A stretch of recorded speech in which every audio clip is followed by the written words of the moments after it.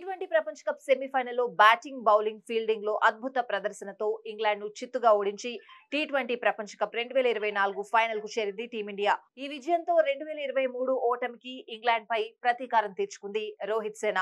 ICC cup గెలవడమే లక్ష్యంగా mega టోర్నీకి వచ్చిన భారత జట్టు వరుస విజయాలతో ఒక్క అడుగు దూరంలో ఉంది. ఫైనల్ 4 కోసం సెమీఫైనల్ 1 లో ఆఫ్ఘనిస్తాన్ జట్టును ఓడించి ఐడెన్ మార్క్రమ్ సారథ్యంలోని దక్షిణాఫ్రికా ఫైనల్ కు చేరుకుంది.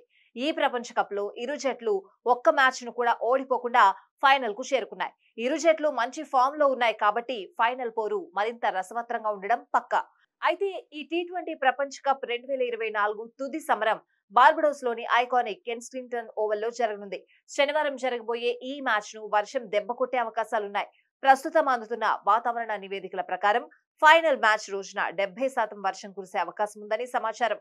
భారత కాలమానం ప్రకారం రాత్రి 8 గంటలకు ఫైనల్ మ్యాచ్ ప్రారంభమవుతుంది.